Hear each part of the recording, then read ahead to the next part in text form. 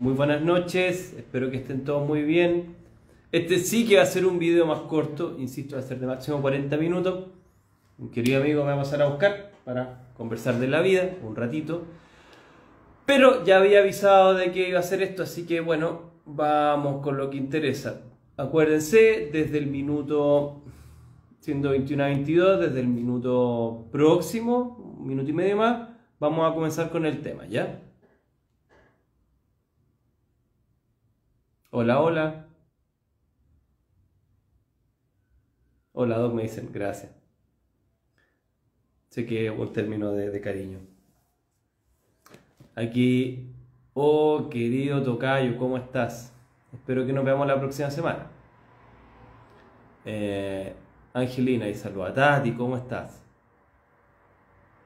Estoy esperando un ratito. Mira, Alfredo, querido colega, gracias por estar acá.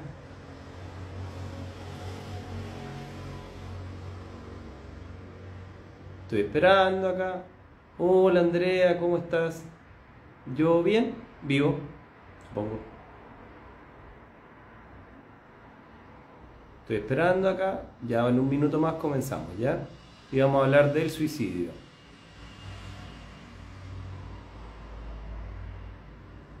Muchas gracias a todos por participar. Así que bueno, ahí tengan paciencia. Vamos a partir en 30 segundos más. A ver, siendo las 21:23, las 21:24 partimos, ¿ya? Así que los que vean en diferido esto, avancen hasta un minuto o 40 segundos a partir de ahora y van a ver el principio del video. El tema fue elegido porque algunas personas lo mencionaron y también les explicaré la siguiente razón en el próximo minuto. Hola Andrea. ¿Por qué se eligió este tema? Ya le contaré, Klaus. Pero en parte porque ustedes lo pidieron. Feliz noche, Rodrigo. Ya vamos. 30 segundos.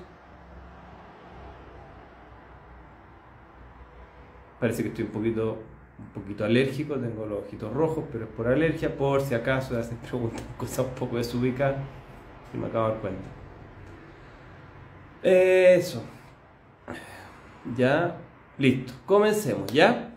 Cualquier cosa voy a exponer unos 5 o 7 minutos y de ahí voy con preguntas porque creo que es un tema que puede ser sensible para todos.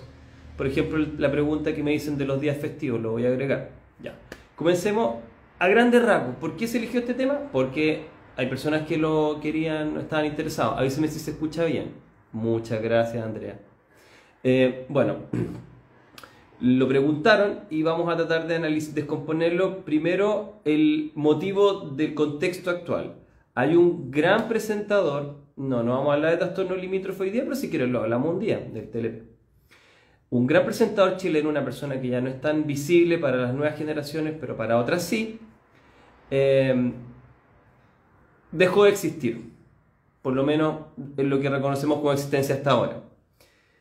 No puedo dar su nombre por respeto, la televisión tampoco mencionó su nombre por respeto, pero es una persona que era sumamente conocida y una persona que era considerada culta y muy inteligente.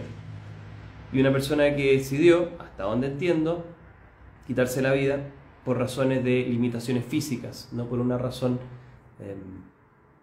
de una enfermedad terminal ni nada por el estilo. ¿Ya? Prefiero no mencionar su nombre, algunos lo están describiendo acá, pero creo que por respeto a esta persona, a su intachable carrera, a los que lo llegamos a ver en el Mirador, un tipo excepcional, pucha, ahí me estuve, pero bueno, ya lo mencioné sin mencionarlo, disculpen, no fue adrede, perdón, y bueno, es una persona excepcional, entonces tenemos que tratar de entender un poquito por qué ocurren estos fenómenos, ¿ya? Y respetar, por supuesto, y empatizar con el dolor de las personas que pueden estar cercanas a esta persona y a un montón de otras que cometen, que insisto, tienen distintas características. Algunas personas son muy jóvenes, algunas personas son adulto mayor, algunas personas están con muertes de otros familiares ya, de hijos, por ejemplo. Algunos no hay nada similar, en algunos hay elementos depresivos crónicos, en otros casos al parecer no. Entonces vamos a ir un poco. Lo primero que yo descubrí la semana pasada, una persona que no les puedo dar su nombre me dijo, es que en televisión no se puede hablar de la palabra suicidio. Yo no sabía esto. Hasta la semana pasada yo no sabía que yo no podía hablar de suicidio en televisión. ¿Sabía usted?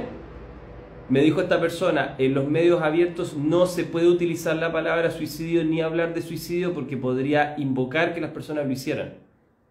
Casi en la onda de la Edad Media. Y me preguntan si me afecta. Por favor, denme 5 minutos para hablar esto y después denme las preguntas porque si no me voy a perder. Pero súper buenas las 2 preguntas que me han hecho, ¿ya? Respecto a los ciclos en términos de fechas del año y en términos de cómo le afecta a uno cuando uno ve caso de suicidio, ¿ya?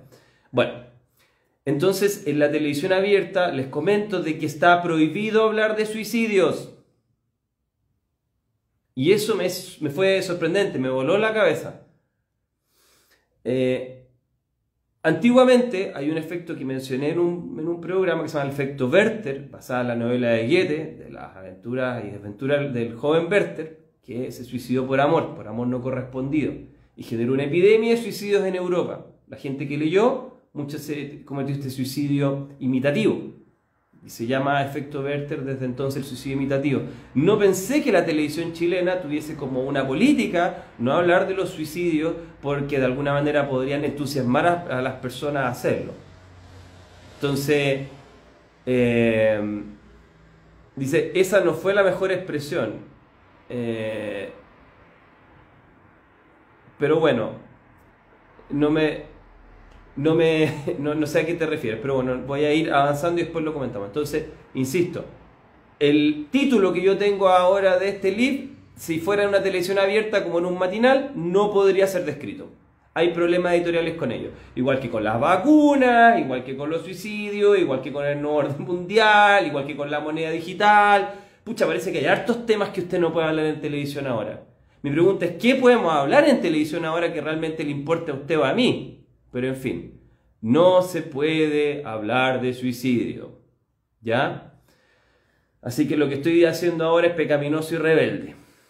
Bueno, habiendo entendido eso y habiendo comentado de la historia del joven Werther, de estos suicidios imitativos, que podría ser la razón por qué la televisión y los medios mainstream, los medios globales, convencionales, no utilizan esa palabra ni hablan en detalle de aquello, no con esta connotación. Vamos un poquito a la filosofía, que me parece bien interesante, y después a la psicología del tema, ¿ya? Porque psicología ya le he mencionado y creo que hay harto que podemos hablar, pero es interesante ver una postura filosófica que a mí al menos me hace sentido, que tiene mucho que ver con el ensayo que publiqué, que es El rey va desnudo, ¿ya? Bueno, sí, justamente se habla del aborto y eutanasia y no se habla de esto otro, es bien curioso, en fin. Los filósofos existencialistas han tratado de estudiar el tema del absurdo, y particularmente hay uno que se llama Albert Camus, que habló del mito de Sísifo. Sísifo era un rey, Zeus le dio un castigo y tenía que subir la misma colina todos los días con una piedra, y la piedra rodaba hasta la base todos los días eternamente. Lo que nos habla de el absurdo de Sísifo y la conciencia de Sísifo de que es una tarea absurda. Y que todos los días es una tarea agotadora y que es una tarea que no tiene sentido. Camus plantea de que nosotros vivimos el mito de Sísifo, de que nosotros vivimos un absurdo y que ante este absurdo hay 3 soluciones. Y estas 3 soluciones son relevantes. La primera solución es, ¿solución a qué? A que el universo quizás no tiene reglas. Quizás el universo, según la visión de Camus, no tiene ningún tipo de sentido inteligible humano, no tiene ningún sistema de reglas que podríamos llamarle valores, no tiene ninguna razón para arrojarnos ahí, como diría Heidegger, ¿ya? Entonces, desde este punto de vista, ¿qué pasa si el universo realmente no tiene ningún propósito con nosotros, ni tiene ningún propósito inteligible humano? Bueno, habría un choque entre eso, que sería una cuestión sin sentido, el universo en sí mismo, el universo objetivo, y el universo subjetivo de los seres humanos, que tiene razón, que tiene orden, que busca patrones. Entonces, entre esta discrepancia surgiría el absurdo. En mi mundo las cosas tienen lógica, de hecho tienen tiempo-espacio, como planteaba Kant, que decía que eran categorías de uno, no del mundo. tienen un orden, pero parece que el universo no tiene un orden para mí o no tiene un orden en sí mismo. Más allá de ciertas leyes físicas, un orden me refiero moral, de cuál es la brújula que tú tienes que seguir, cuál es el sentido de la vida. ¿Ya?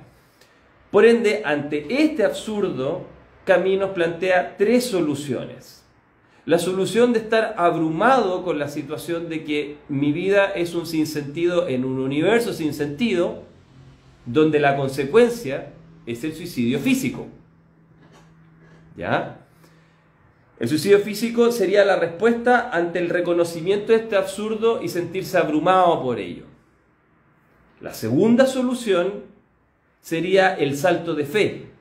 También lo plantea un tipo llamado Søren Kierkegaard, anterior a Camus.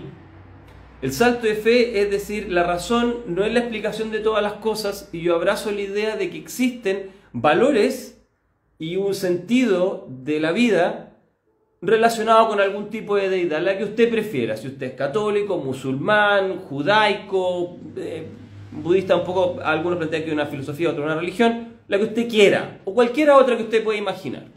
Entonces existiría un valor asociado a esta deidad, o si usted es del pasado, Isis, Osiris, Zeus, Thor, lo que quiera. ¿Ya? Y no quiero hacer ningún juicio de valor, estoy tratando de plantearlo desde Camus, a grandes rasgos, sin ser para nada un experto de él. ¿Ya? Entonces, en ese concepto, usted aceptaría que hay algo que no tiene que ver con la razón pura, sino que tiene que ver con que usted acepta de que existe algún tipo de sistema de valores, pero que podría ser o podría no ser desde un escrutinio filosófico racional. ¿Ya? Podría ser al menos debatible. Algunas personas caen en ello, como Descartes, por ejemplo. No quiero entrar en detalles de ello. Entonces, en la segunda opción, el salto de fe, Camus lo plantea como un suicidio filosófico. Porque usted abandona la lógica, usted abandona la razón y usted abraza algo por deseo, por fe, no por una explicación perfecta, matemática, en la que no haya errores o posibilidades de otras interpretaciones desde lo racional.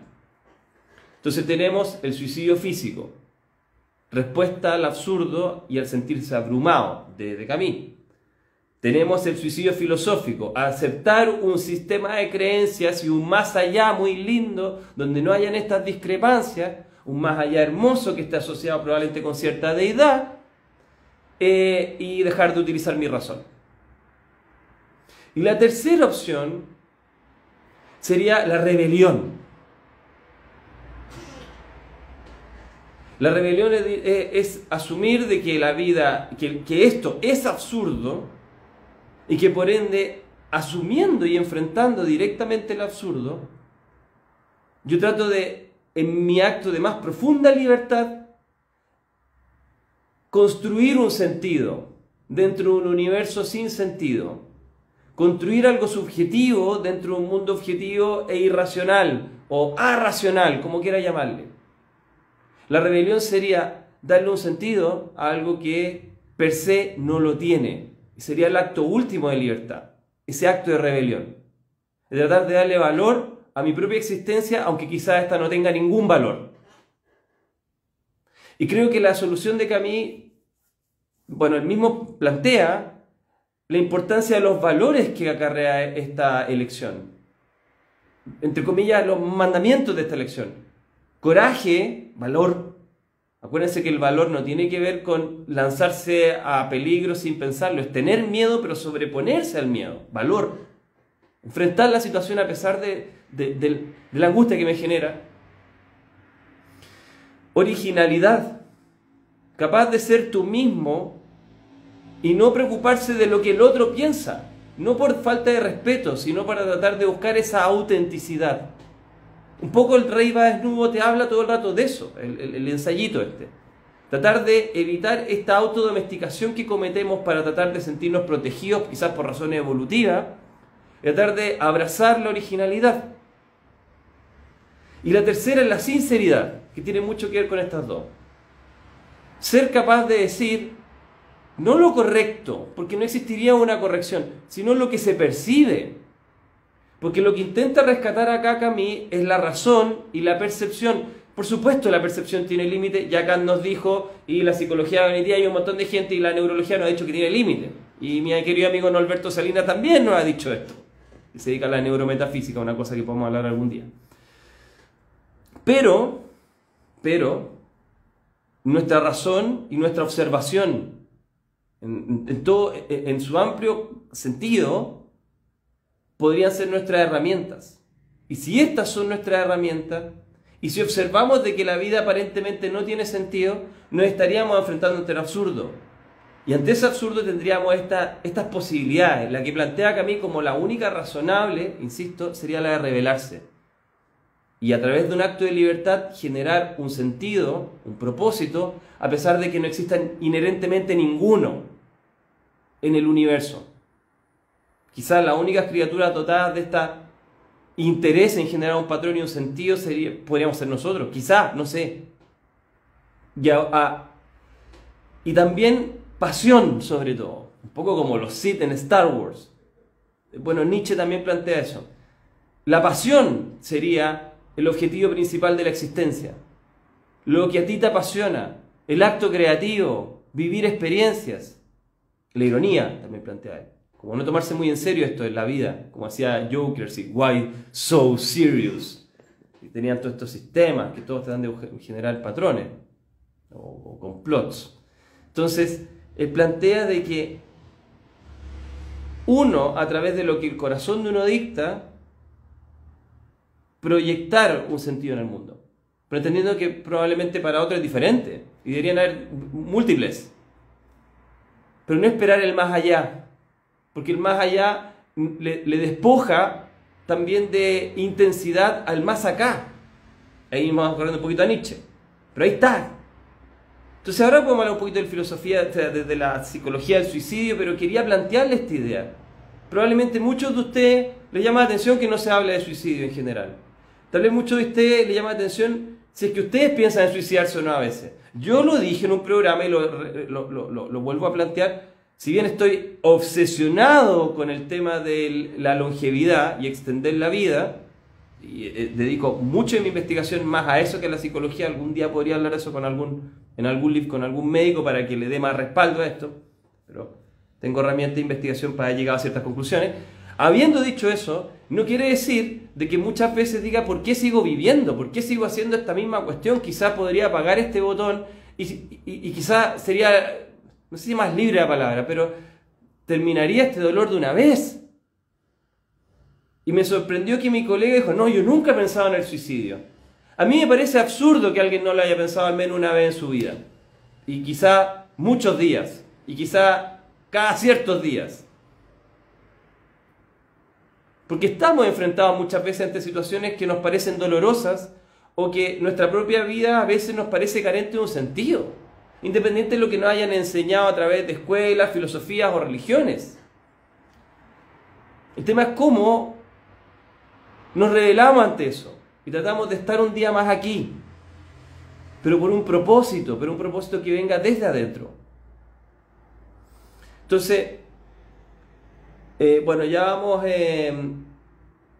¿cómo se esto? Vamos a ir a las preguntas, pero ese es un poco el tema, el centro. Ahora vamos un poquito a la psicología. Insisto, la psicología también tiene mucho que ver con el deber ser, entonces considero que lo que les acabo de mencionar es lo más de sustancia.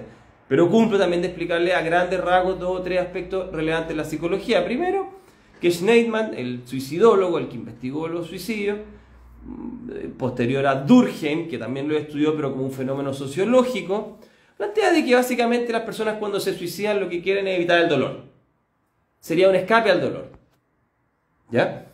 Ahora, Erwin Schneidman, la suicidología, si alguien quiere estudiarlo. Ahora, esta psicalgia, este dolor psicológico a veces se representa por la muerte de un duelo, por el rechazo amoroso, por incomodidades físicas. La tercera muchas veces por la muerte de algún familiar, por ejemplo un hijo o un cónyuge se llama, y a veces por limitaciones físicas, hasta el punto de decir, sabes que ya mi vida no es vivible por el cansancio que me provoca mover este cuerpo en las condiciones dolorosas o limitadas en las que está.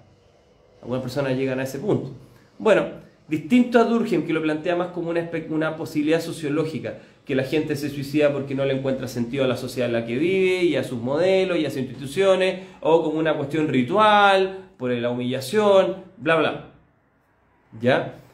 Entonces, ahora, respondiendo un poquito a las preguntas. ¿Qué se hace actualmente en psicología y en psiquiatría al respecto? La escuela psicológica ya les mencioné, los factores comunes en psicoterapia son lo que la llevan. En realidad, una idea particular de la terapia de no sé qué, del duelo, sin ofender, es como un 10% del éxito en terapia. Así que no me voy a meter ahí. El que tenga dudas, vea un poquito el libro anterior, factores comunes en psicoterapia. Así que parece que ningún modelito es como, usted tiene que hacer esto. Si usted le quiere decir a alguien algo, o de la Kübler-Ross, así, o si usted es psicólogo, tiene que dedicarse de tal manera para decirle las cosas a la persona. Puede ir desde Fromm hasta lo que usted quiera. Por ejemplo. ¿Ya? Bueno, me dicen que me encantaría hacer un carrete filosófico con Sergio. En general me gustaría más hacer un carrete. De hecho, más probable que vaya a uno más tarde. En realidad, en general, en mi vida no soy muy filosófico. Este es mi aporte al resto. Porque algunas cosas tengo todavía en el seso, pero en realidad yo prefiero me divierto con cosas más simples. Bueno, corto ese paréntesis. Y sí, porque me voy muy de yo y no me interesa esto. Bueno, déjenme volver al punto, porque eso me hizo saltar. Bueno, entonces, desde lo psicológico no bajaré paréntesis. Desde lo psiquiátrico, bueno, han existido distintas observaciones al respecto. Por ejemplo, la más extrema ha sido la terapia electroconvulsiva. Acuérdense que la terapia electroconvulsiva es la imitación de una convulsión en personas que no sufren convulsiones, es decir, generar un ataque de epilepsia en alguien no epiléptico. ¿Por qué? Porque se ha observado que las personas después de una crisis epiléptica tienen una mejoría en su estado emocional, en su ánimo.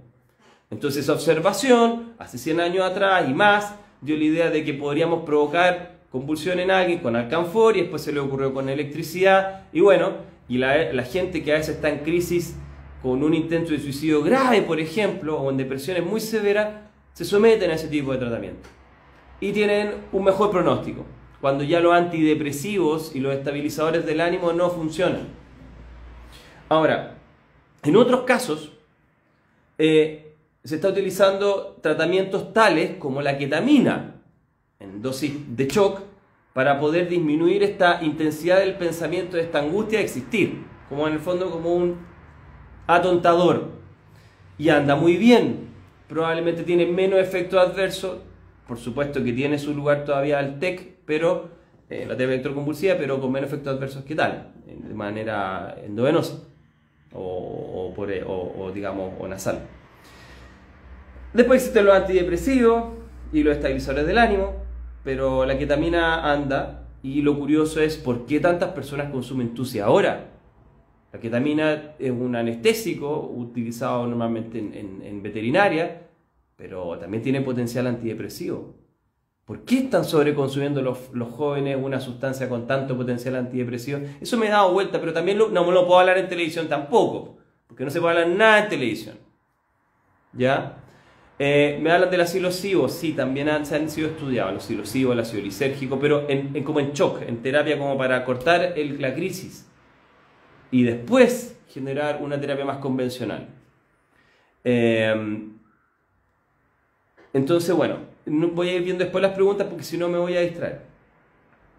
Ya, entonces tenemos abordajes psicológicos, varios, por eso nos extendemos en otro día en ellos, pero ninguno es mejor que otro porque, insisto, no tenemos evidencia de ello, pero hay varias ideas buenas, al menos, que se podrían implementar y que la implementan los colegas. Hay abordajes psiquiátricos, con antidepresivos, estabilizadores del ánimo, que son antipilépticos en general, y sustancias experimentales como alucinógenos, o psicodélicos, ketamina, terapia electroconvulsiva. Ya. ¿Qué es lo que he visto cerebralmente en ello? Porque hay muchas teorías. He visto que cuando el cerebro tiene una predominancia frontal derecha, al parecer hay más de estos pensamientos negativos que pueden llevar al suicidio. El cerebro tiene los lóbulos frontales y parece que el lóbulo frontal derecho es predominante para masticar la emoción negativa y el frontal izquierdo es predominante para masticar la emoción positiva. ¿Ya? Y sí he visto una correlación clínica, al menos en los pacientes que son más negativos y que tendrían quizás más intentos de autodestrucción, con una predominancia frontal derecha.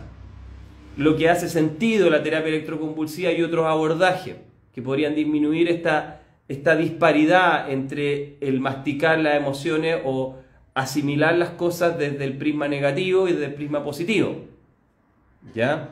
Entonces, por ahí me preguntan varias cosas, ya las voy respondiendo. Ya. Ahora, respecto al perfil de las personas, es múltiple. Hay muchos mitos al respecto, pero ciertas cosas se han logrado descubrir. Por ejemplo, las personas tienen más riesgo de suicidio, en términos generales, cuando tienen menos red de apoyo, más aislados. Y otra variable que es súper relevante es el poco miedo a experimentar dolor. El umbral de dolor influye porque normalmente el suicidio es un acto brutal, pues. He escuchado gente que se ha suicidado con las cosas más increíbles que ustedes pueden imaginarse. Entonces, esta falta de pudor ante el dolor podría ser un factor de peligro. Y la falta de una integración en la comunidad. Y por supuesto una falta de propósito, que hablábamos al principio del absurdo. O tener más presente el absurdo también sería peso para este suicidio físico, volviendo acá a mí. ¿Cómo sabemos esto? Normalmente las personas que intentan suicidio, por ejemplo, y los más violentos, son personas que están enfrentadas al dolor y a situaciones físicamente chocantes. Y al parecer tienen más aplomo al acto suicida. Sabemos también que a veces microsegundos antes de suicidarse las personas titubean, muchas. Y por eso hemos visto que hay personas que se lanzan del Golden Gate en Estados Unidos y sobreviven. Porque en el último segundo el cuerpo genera una respuesta de autoconservación. Entonces, bueno, mucho que hablar, voy a dar algunas preguntas, pero insisto, vimos el aspecto el aspecto comunicacional primero, de que queremos callar el suicidio. Dentro del aspecto comunicacional también agregar, existen suicidios imitativos, y estos suicidios imitativos también tienen que ver con suicidios rituales. Durkheim también plantea un poquito esto. Entonces, ¿qué podemos hablar al respecto? En términos generales, los rituales de pasaje de la vida con la muerte tendrían que ver con una explicación antropológica, quizás, aquí hay varios antropólogos, de repente me pueden ayudar con ello, para poder separar el mundo de los vivos simbólicamente al mundo de los muertos, como una especie de protección cultural respecto a que las personas crucen el río y acompañen a sus muertos, que se han autoaniquilado, al más allá. Entonces, algunos antropólogos plantean que estos rituales mortuorios también, entre otras cosas, tienen que ver con separar un mundo del otro para que los muertos no vengan a buscar a los familiares. Eso me tocó ver en una tribu en Colombia que lo he mencionado varias veces. Las personas con las que tú te identificas y mueren, familiares, por ejemplo, cercanos o amigos, aumentan el riesgo de que tú también lo consideres como una opción viable. Nuevamente el fenómeno de la conformidad que hablábamos en el Rey para Desnudo. ¿Ya? Entonces, por ejemplo, como lo que hablan del metro. Schneidman, Erwin Schneidman, sí. Pero suicidología usted busca y está ahí. ¿Ya? Vamos un poquito con las preguntas. Y eso. Vamos a ver. Terapia psicodélica, algunas preguntas. Háganmela. Me carga la ketamina. Ketamina, la otra es la ketiapina. Por eso, Foto Paula, explícanos cuál querías decir. Todos aquí están con los psilocibos, insisto. Por favor, esto salió mucho en Netflix, por ejemplo. Obviamente tienen un potencial estas cosas. Un tipo que se llama Carl Harris, ¿sí? Mostró cosas súper interesantes en resonancia magnética funcional con éxtasis, con psilocibos, con ácido lisérgico. Pero eso no quiere decir que sea la terapia de primera línea en caso de depresión. Tiene un potencial terapéutico interesantísimo. Pero también hay que ver de que no es la panacea. Sí cambia ciertas redes, por ejemplo la red de efectos. Y hay documentales bien interesantes al respecto que ahora son más populares. ¿Ya? ¿El clima afecta la tasa de suicidio? Buena pregunta, justo quedó eso en el tintero. En Chile hay 3 momentos donde la gente se suicida más. Una es después de las fiestas patrias, otra es después de Pascua, Navidad, y otra es 1 de enero, 2 de enero. Como en la resaca de las fiestas. ¿Por qué? Porque probablemente la experiencia de soledad, de no integración, la resaca, acuérdense que después de una intoxicación alcohólica, por ejemplo, disminuyó una sustancia llamada glutamato con exceso de alcohol y cuando volviste a la normalidad aumentó el glutamato y eso hace que tu idea sea más angustiosa. Entonces probablemente en esa angustia muchas personas cometen actos. También tiene que ver con la primavera. Sabemos de que ciertos efectos alérgenos, polen por ejemplo, al parecer aumentan las respuestas depresivas. No tengo agua por acá. Entonces al parecer también hay una correlación entre respuesta inflamatoria y agitación y concreción del acto suicida. Entonces sí, el periodo de primavera tendría a tener una tasa más alta de suicidio en general. Eso hay varios estudios que soportan ello.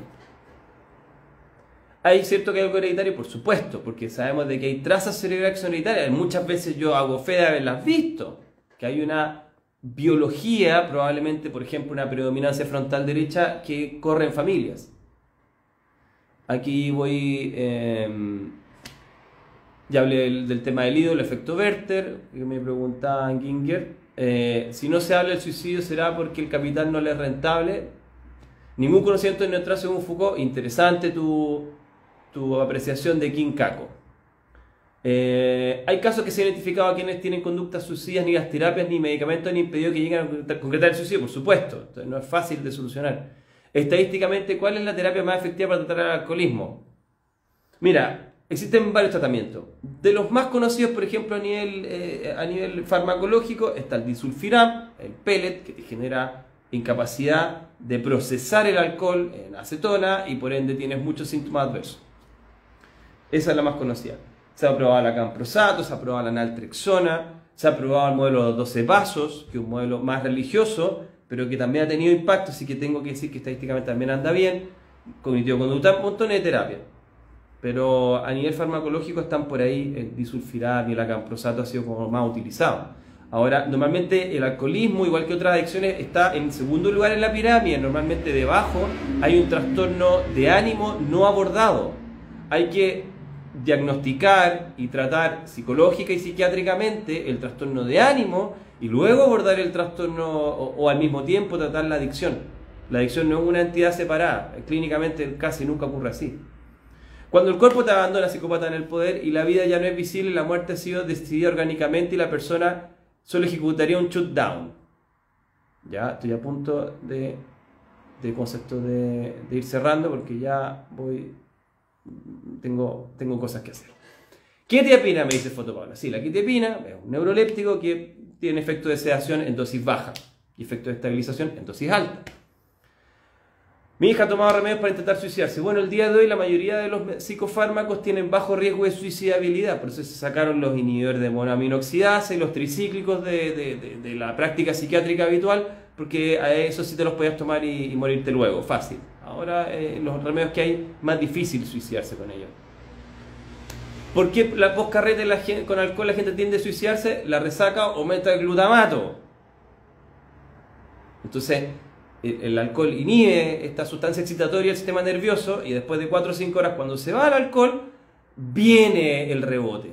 Lo mismo con las convulsiones. Por ejemplo, si alguien sufre de epilepsia y toma alcohol, al principio va a, entre comillas, protegerlo, muy entre comillas, creo que se toma dentro del contexto, pero apenas el alcohol salga al cuerpo va a aumentar la probabilidad de convulsiones, la excitabilidad cortical. Por eso tenemos el delirium tremens como fenómeno. La gente tiene alucinaciones, agitaciones y convulsiones, los que dejan de tomar de golpe. ¿Ya? Entonces, post caña, o sea, en caña, el cerebro está más excitado. Y un cerebro más excitado tiende a angustiarse. Por eso también sabemos que cosas como la ketamina y algunos antiepilépticos funcionan bien en la depresión porque la gente deja de pensar, deja de estar sobreexcitada la corteza. Diferencia entre suicidio y eutanasia. Eutanasia es el buen morir cuando uno está en una situación crítica médica en la cual no hay ninguna forma de tratamiento para poder abordar al paciente. El buen morir. Lo que se está haciendo ahora, por ejemplo, con Alain Delon se llama suicidio asistido, cuando la persona no tiene una condición evidentemente crítica, la cual haga pensar de que es mejor morir para evitar el dolor y el extremo sufrimiento ante ninguna posibilidad de tratamiento o cura. Y el suicidio asistido es darle la herramienta a la persona para que cometa el acto, pero de una manera médicamente más amigable y probablemente con menos dolor, más control. Una película de Robert De Niro habla de esto. ¿Cómo se lidia con la persona que sabe que está pensando en suicidarse pero resiste al tratamiento? Bueno, ahí tiene una bomba a tiempo. Hay que hacer un tratamiento de choque fuerte y probablemente involucra parte de las cosas que hemos hablado acá. ¿El clonazepam podría desatar una depresión y posterior suicidio? Difícil. Probablemente podría hacerlo algo como el clorhidrato de cocaína o estimulantes podrían generar agitación. En Argentina los días domingos el día de mayor suicidio. No sabía eso. Felipe Hunterex, Eduardo Dombalé cometió suicidio el 18 de septiembre después de vencer al cáncer, pero estaba muy dolido. Estaba muy dolido y probablemente mal medicado, pero es una hipótesis. Soy de Puerto Montt y los cielos de invierno son grises terribles. Efectivamente hay más síntomas depresivos en el sur de nuestro país. La vida no tiene ningún sentido, pero uno como ser humano pensante le puede dar sentido propio. Muchas veces el sentido de la vida se relaciona con servir a otros. Totalmente de acuerdo, Caro. Colega, absolutamente de acuerdo contigo. Aquí a las palabras de Caro, psicóloga. Caro-psicóloga. Paso a sus 11 años una enfermedad oncológica y se salvó. Angélica Andurral, creo que está hablando de Dombalé. Tristeza de otoño. Pequeña dosis de honguito. Plantea aquí Sarasvati. Aquí blackout, caso al contrario, una persona sana que consumió psicodélico hasta ayahuasca y le desencadenó una esquizofrenia. ¿Esto puede ocurrir? Hay un factor hereditario y fue gatillado por ello, probablemente. ¿Cómo se puede tratar la depresión en de forma natural? La verdad que en este momento no tenemos buenos tratamientos. Hay alguna idea, el hipericum y varias hierbas, pero no hay suficientes estudios clínicos randomizados. Entonces, yo en general ante algo tan delicado como esto, sugiero tomar alternativas probadas y tienen mejor pronóstico. El litio es un medicamento que tiene los mejores efectos antisuicidios. Muros Bios Concepción, totalmente correcto. Sí es Muros Bios. Es un medicamento muy vilipendiado, muy estigmatizado, pero que ha salvado a una cantidad innumerable de pacientes. Innumerable. Por supuesto que tiene muchas contraindicaciones, pero lo que dices es esto. John Cade hizo unos grandes aportes a la psiquiatría cuando descubrió los efectos de esta sustancia en la agitación. Continúo. Aquí me están preguntando casi como terapia, ¿qué hago en caso de una... No, ¿cómo voy a responder algo así con una paciente que está en tiempo real? Hay que buscar y hay que internar a una persona si es que está en riesgo de vida. Entonces yo le pido a la persona, no voy a dar su nombre, que tenga, ¿cómo lo digo sin ofender? Que aterrice y que se dé cuenta que en un live no puede responder algo tan grave como una persona con un intento de suicidio. Si usted cree aquello, es necesario ir y asistir a una urgencia y establecer una internación. No puedo entender que sea pensado de una manera tan ligera como tratar de conseguir un consejo si esto es algo muy grave. Estamos hablando de la vida de una persona. Cuando el cuerpo te abandona, la gente ha sido decidida orgánicamente y una persona ya, el shutdown, eso que hemos visto. Si una mujer embarazada piensa en suicidio, ¿puede el niño nacer con esa inclinación? Difícil, puede nacer con una amígdala más grande, eso sí. ¿Qué opciones hay para internar a un paciente psiquiátrico contra su voluntad siendo ya mayor? Muy difícil son ignorarse. Se puede, yo no soy abogado, podríamos hablar con uno, pero es uno de los casos más complicados, lo mismo con los trastornos de personalidad. Se resisten y ahí muy poco uno puede hacer. Es difícil. Chuta, yo tengo que ir cerrando, ¿ya? Cuídense harto. Tengo un amigo que se quiere suicidar porque sufre un vacío enorme en su corazón, se dio por vencido, está muerto en vida. Solo me queda quererlo. Mi hijo tiene autismo y cuando se descompensa se pega combo en sus piernas. A veces puede ser síntoma, en futuro puede atentar contra su vida. Las autolesiones del espectro autista tienen más que ver con eso y con movimientos estereotipados. Ahí hay que probar con un neuroléptico para ayudar a que no se haga daño. Ahí consulta con tu neurólogo o psiquiatra.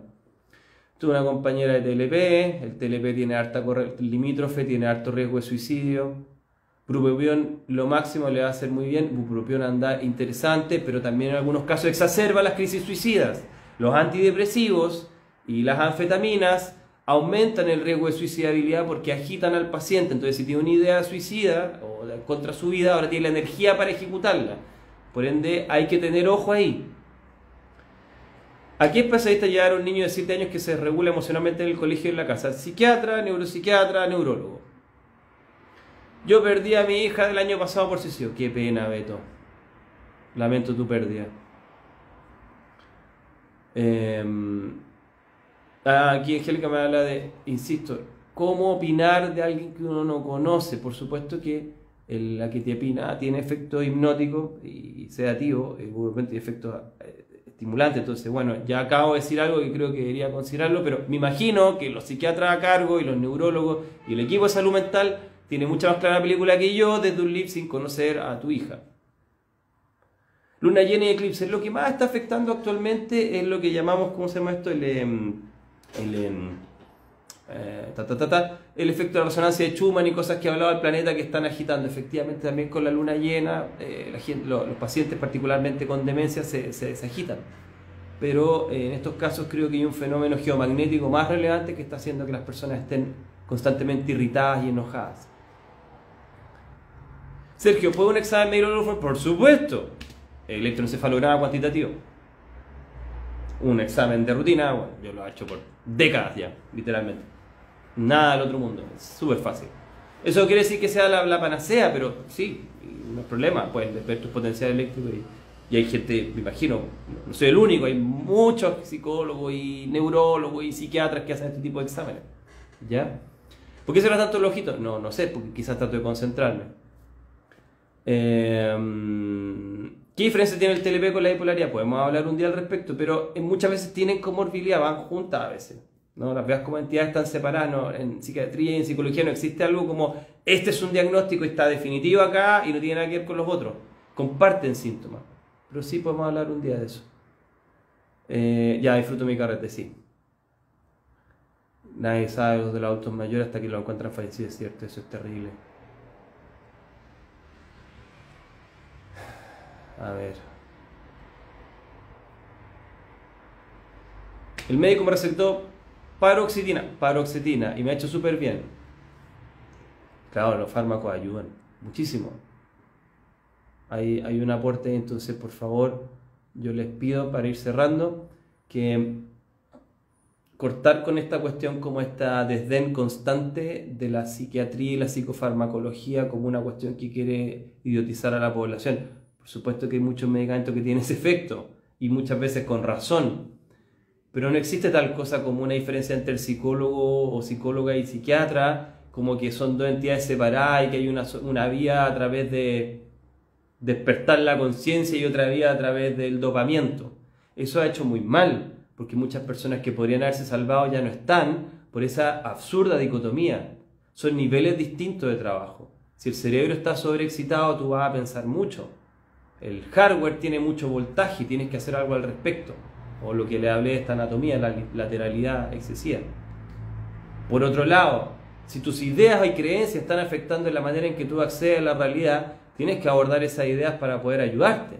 Entonces, no son entidades separadas. Es como pensar que un computador solo funciona con un sistema operativo y que no necesita tener las baterías cargadas. Es así de ridículo pensar así. Son niveles distintos que se complementan. Sí, y lo hablar de la rebelión es lo más relevante. ¿Podríamos hablar del borde? Claro, perfecto. Ya no de los factores porque ahí me matarían el carrete, pero otro día. ¿Estás muy copado ahora online? No, siempre tengo hora y siempre me interesa trabajar. Obviamente siempre es más entretenido conocer a la gente, pero sí, online también está bien. Me dicen qué lindo eres, gracias Perito Pintora. Cuídate mucho.